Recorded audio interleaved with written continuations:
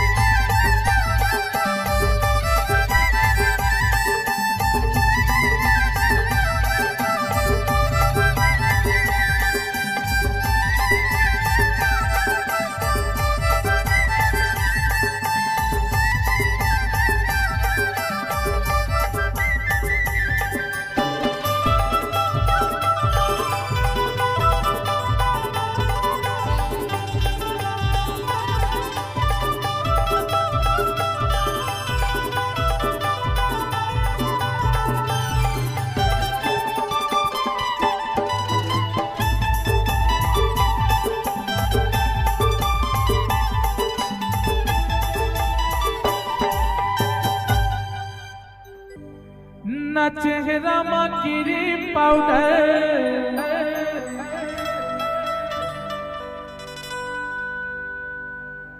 ना मूड़ी माया तर तेल है।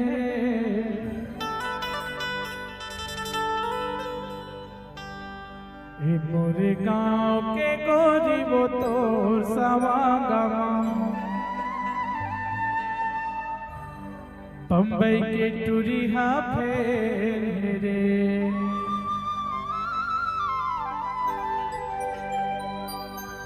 ना चेहरा मा क्रीम पाउडर ना मूड़ी माया तरते रे। ना चेहरा मा क्रीम पाउडर ना मूड़ी माया तरते रे। मोरे गाँव के गोरी वो तोर सवांगा बम्बई के टूरी बम्बई के टूरी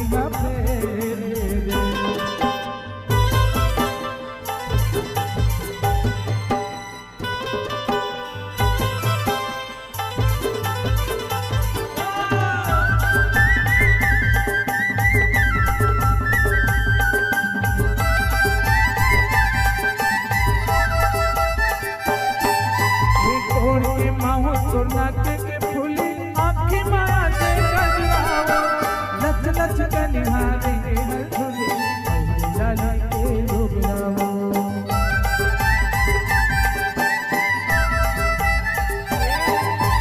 कौन के माहू सोना के फूली आँखी माया दे गजरावा लच लच कनिहारी हर झूले लाली के डोबरावा।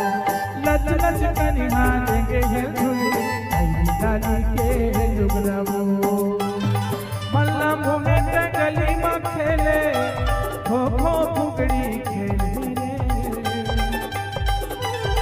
मल्ला मुँह गली में खेले खो खो फुगड़ी खेली रे।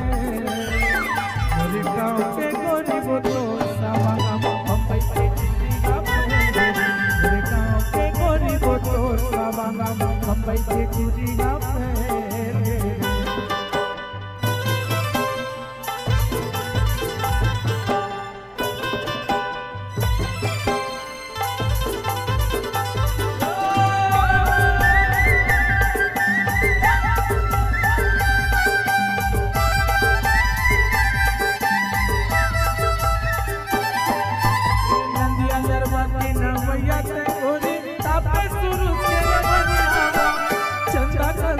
तो रुक जा कोई मोरी सारी दुनिया वो।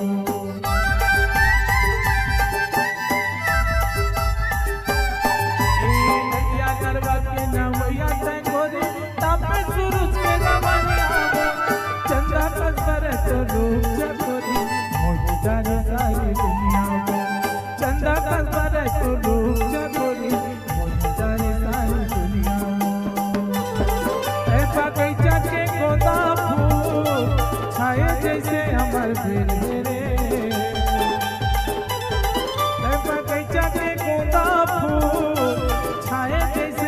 यार खेल रे मेरे गाँव के गोरी वो तो सवांगा बम्बई के चूड़ी का मेरे गाँव के गोरी वो तो सवांगा बम्बई के चूड़ी का फेल मेरे गाँव के गोरी वो तो सवांगा बम्बई के चूड़ी का फेल